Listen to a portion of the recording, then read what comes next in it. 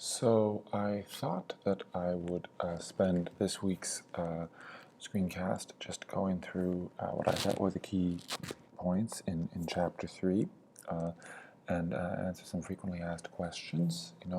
So like for example, when they show us an example, how much of the examples do we need to know? And this is a good example of one of those case studies. And knowing these bottoms-up approaches, how it works in the real world, how international trade works when you're building an actual good, might help you. Some people apply the concept. So while we wouldn't test you on, where does the engine from a Boeing plane come from, it's good to know, a couple of products that are made from, many different countries of origin. And for Canada, who makes a lot of aircrafts and automotives, these often these parts, these metals, these plastics come from different locations. These components come from different locations, and they're assembled in Canada. So this would be an example of that. And sometimes people ask, well, do I have to do all the other activities? Well, it is up to you and how you learn best. If you feel that you understand the whole chapter, and if you were given a test, you would ace it, then you don't have to watch the honeybee and how all of the impact that it makes. But if you aren't sure, or you're not too familiar with how it might impact agriculture and other parts of the Canadian economy, then watch it once or twice to get the idea. So I think understanding interdependence is a key point of this chapter, especially our interdependence with the United States. About 75% of our imports come from the U.S., and 50% of our exports go to the U.S., and China is the next biggest trading partner at about around 5%, and these things fluctuate depending, if there's a tariff or something like that. So understanding we are linked to their economy. So even though we might not have a political say, some of their decisions as a Congress or as a president can influence us. If you didn't take BBI, you might need to review primary, secondary, and tertiary industries in a little more detail.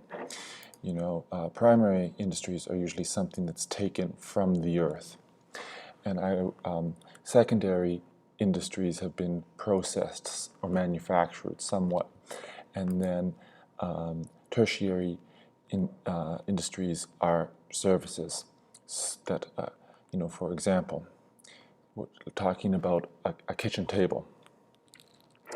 The wood that gets forested, logged, and then converted into, lumber is a primary industry. Then that wood, would be made into sheets of plywood for the table, made into different beams, different types of table legs, and so on. It would be a secondary industry, and it might even that plywood might even be shipped to another table manufacturer, to be assembled. It's still a secondary industry. And then, the person who comes to paint your kitchen table or install your kitchen cabinets is a tertiary industry. In Canada, for example, we have a lot of mining in Quebec and Northern Ontario, and we get minerals, especially aluminum, and that is one of our big primary industries. Then, it might be processed into, say, a car part, an engine, a seat, that is shipped to Mexico or the US for assembly into a final car. Or maybe we take the car part from another part of North America and assemble it in Southern Ontario. That's a secondary industry. And then the person who drives it, like with the TTC, orders a bunch of buses, or someone repairs the car. That's a tertiary industry. And this is especially important to Canada because we have big technology and we have big banking and financial services sectors. So these tertiary industries, although they're not a physical good, are part of our international trade. And, knowing who we trade with is good background information for this task, the next assignment, and also for the culminating activity. So, do as much of it as you need.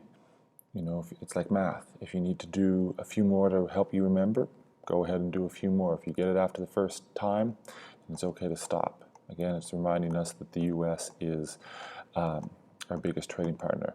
Now, this trading partner analysis task is what you have to do, but not just yet. But this is what is going to be submitted. Another frequently asked question that I get is, well, do I have to do the import and export trends task, or some of these, intermediate or little questions that are in the middle of the project? Well, we're not going to be checking, but as a learner, you have to decide if it will help you. And I would like to show you how I would handle something like this. I would do this because it's a good, preparation for the culminating activity. It reinforces your understanding, and things like this are good exam questions as well. So I would maybe use Google Docs. So, here I've typed, I've made a nice table with the question, the goods that we import and export, what the areas of strength are, and I just added the works cited list out of habit, but don't need to do it for rough work. And maybe there's a friend or friends who could help you, and you could keep it organized with text colors. So I've typed this in, so I've used green as my color, and I'm going to share it with someone, and click in the top right. I'm going to share it with my personal account.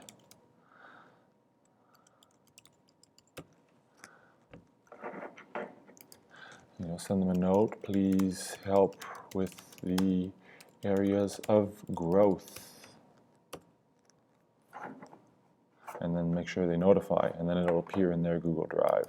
So here I am in my other account, and I can see in my drive under Quick Access, a new folder is there. If it wasn't there, you would check under Shared with Me, and you should also get an email as well. So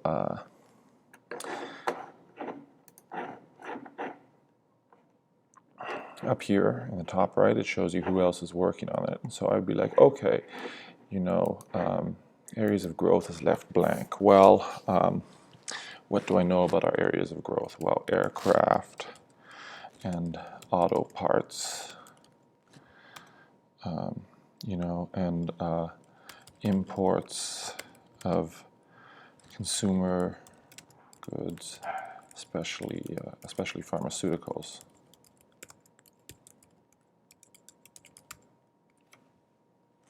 And I'll just put that in my color so my team members know that I was the one who wrote it.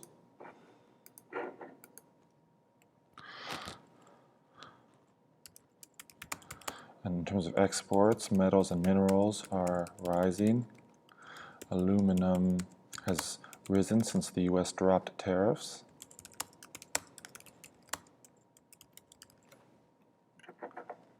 A little typo. And I'll put that in there, and make sure it's in my color, just helping my group members finish this spreadsheet. And I would also just proofread their work, and they'd be like, wait a minute, this is the wrong date. And I wouldn't change it, but rather I would make a comment so the other person could go and correct it. So I'm going to select the text, I'm going to click on the comment box, and just add a comment.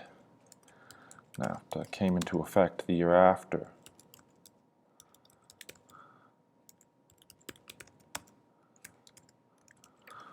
And then they'll receive a notification that there was a comment in their email, and also the next time they check the document.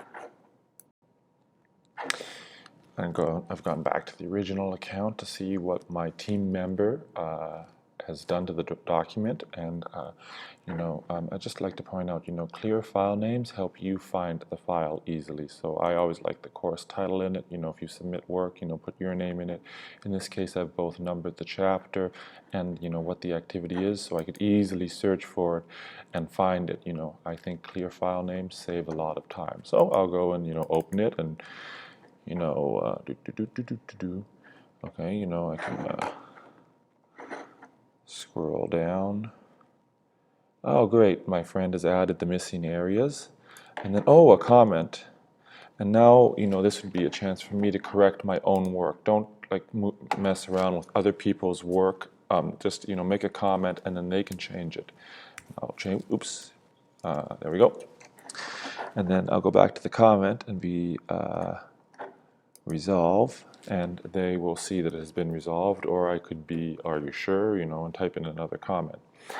And so I think that would, be an example of how to read through the course quickly.